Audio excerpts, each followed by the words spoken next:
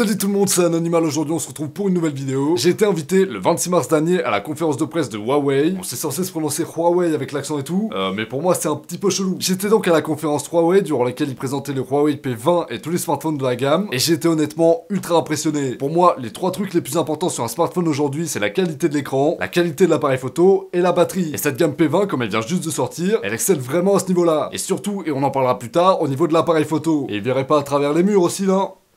Enculé. Le bordel il est tellement puissant, t'as perdu ton chat, tu sors ton téléphone, tu le retrouves à Zuma en gros. Et devine ce qu'il y a là-dedans. En sortant de la conférence, j'ai récupéré ceci. C'est effectivement un exemplaire du Huawei P20. Ici j'ai la version classique et non pas pro du P20. Et la version pro, honnêtement, c'est la plus bluffante. Ça aussi on en parlera un petit peu plus tard dans la vidéo, pour l'instant je vais vous le déballer. Et vous inquiétez pas si tout est un peu dans le désordre à l'intérieur. Quand je suis sorti de la conférence, j'ai dû prendre le train pour rentrer chez moi. Et à la gare, j'ai été contrôlé par la douane. Je sais pas pourquoi ils étaient là, je sais pas pourquoi moi, mais le mec a voulu me fouiller. Ils ont absolument tout ouvert, y compris cette boîte là. Ensuite ils m'ont tapé le clé de bras, coup de coude, lourd kick dans les reins, plaquage au sol, ils rigolent pas les mecs. J'ai rien compris, ils m'ont fait stresser pour rien, j'étais pas bien. Je suis en train de vous raconter ma vie là, on s'en branle. Le seul truc que vous devez retenir, c'est qu'ils ont fouillé ce truc, du coup il y a moyen que tout soit pas dans l'ordre à l'intérieur.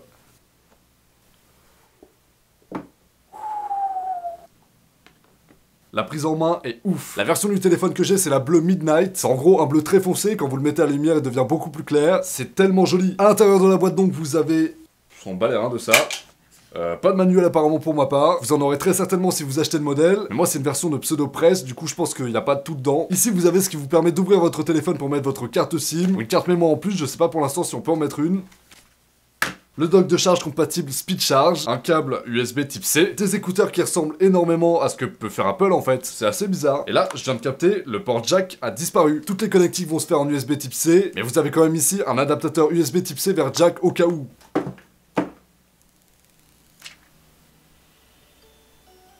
Comme vous pouvez déjà le voir en haut de l'écran, vous avez exactement la même chose qu'il peut y avoir sur l'iPhone X. En ce moment, tous les téléphones le font, il y a simplement une petite encoche pour la caméra, etc. Et le reste au-dessus, c'est de l'écran pour pouvoir gaspiller le moins de surface possible. Mon langage, c'est le français de France. Insérer une carte SIM.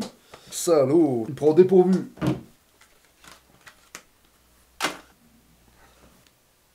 Vous avez sur ce téléphone la possibilité de mettre 2 cartes SIM, mais pas de stockage supplémentaire, donc pas de carte mémoire. Voilà. Se connecter à un réseau. Le truc c'est que j'ai pas mon code wifi là sur moi là.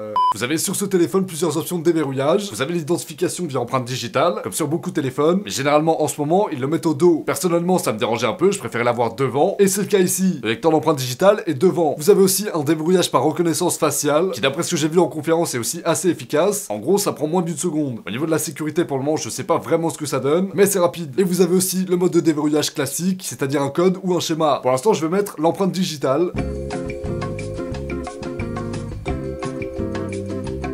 Je viens de configurer ma première empreinte qui est mon index. Je vais aussi configurer ma reconnaissance faciale. Là mon téléphone est verrouillé, je vais me mettre devant. C'est très rapide, je vais essayer plusieurs trucs. Ok bon simplement avec une casquette ça marche. Je vais essayer avec la moustache mais j'y crois pas trop.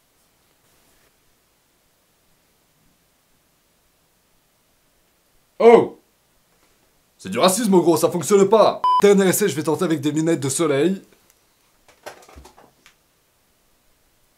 Ok, bon là il y a eu aucun problème. Mais ces lunettes là ont des verres qui sont pas extrêmement opaques. Peut-être qu'avec celle-là, on aura un petit peu plus de problèmes. Vous me moquez pas, je sais que ça me va pas.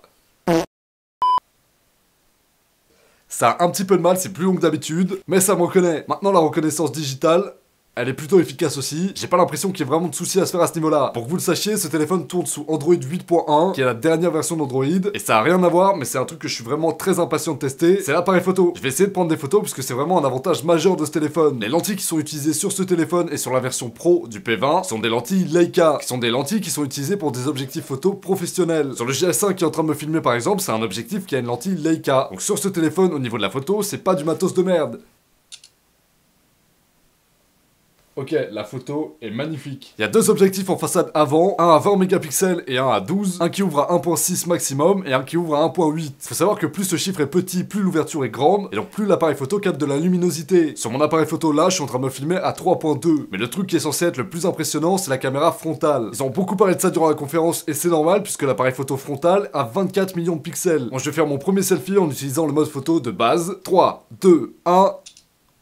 Eh ben, c'est très propre. Je vais essayer de prendre en main ce téléphone pendant un petit moment, et je vous en reparlerai une fois que je me serai fait vraiment un avis dessus. Je vous retrouve après environ 10 jours de test de ce Huawei P20, j'ai donc pu largement voir ce qu'il valait et me faire mon avis dessus. Je vais reprendre les 3 points que j'avais évoqués en début de vidéo, les points qui sont selon moi les plus importants pour évaluer un smartphone, donc la batterie, l'écran et l'appareil photo. Au niveau de la batterie, le P20 classique est très bon, mais pas incroyable. C'est une batterie de 3400 mAh, ça tient une journée. Voilà. Par contre, la version Pro, elle, a une batterie de 4000 mAh, ce qui augmente, j'imagine, pas mal la batterie. Le truc qui est cool, mais ça devient banal, c'est que la batterie se charge très rapidement grâce au speed charge. Faut compter à peu près 1 heure pour charger à 100%. Au niveau de l'écran, sur ma version, j'ai un écran LCD de 5,8 pouces, qui est honnêtement déjà très joli et très bon. Il est réactif, assez lumineux, il y a aucun problème avec. Mais la version Pro, encore une fois, a un meilleur écran. C'est un écran OLED de 6,1 pouces. Le son sur ce téléphone est bon, c'est un son Dolby Atmos. Le seul souci que je le trouve, c'est que l'enceinte est un petit peu mal située. Elle est juste à droite du capteur d'empreinte, et c'est pas vraiment le plus pratique parce que quand vous regardez une vidéo en portrait, bah vous avez tendance à mettre votre doigt dessus. Après on n'entend plus, c'est pas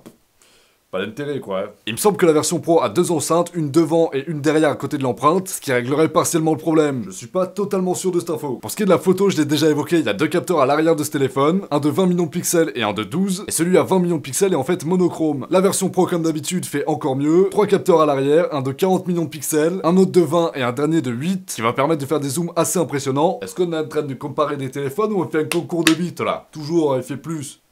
Oh! Il y a différents modes de photos et de vidéos qui sont ultra intéressants. Je vais parler de la version classique parce que c'est la version que j'ai entre les mains et j'ai pu la tester vraiment. Vous avez un mode ralenti jusqu'à 960 images par seconde en 720p, 120 images par seconde en 1080p, c'est ouf. J'ai pu les tester et les ralentis sont vraiment propres.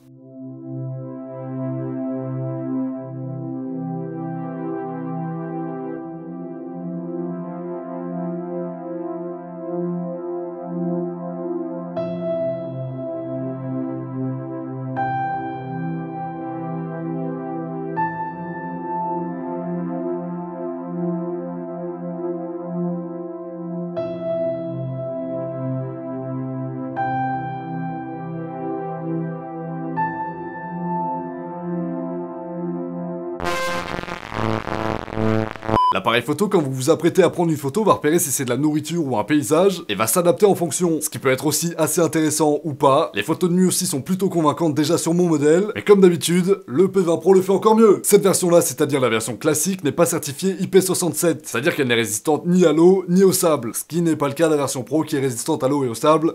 C'est bon, je vous en ai pas encore parlé, mais il existe une version P20 Lite, qui évidemment va être moins chère, mais que je recommande pas forcément d'après les avis que j'en ai vus, il a l'air vraiment pas ouf. Le P20 Lite coûte donc dans les alentours de 370 €, la version classique que j'ai vaut 650 €, et la version Pro vaut 900 €. Ça commence à piquer un peu là. Honnêtement, la version Pro est mieux, y a pas de doute là-dessus, mais rien que la version classique de ce téléphone m'a vraiment impressionné. Vous sentez pas obligé d'aller vers un P20 Pro. Si vous êtes pas Instagrammeur professionnel, on s'en branle. J'espère en tout cas que cet aperçu du P20 vous aura plu. C'est la première fois que je teste un smartphone sur cette chaîne, c'est très dur à dire ça. C'est la première fois que je teste un smartphone sur cette chaîne.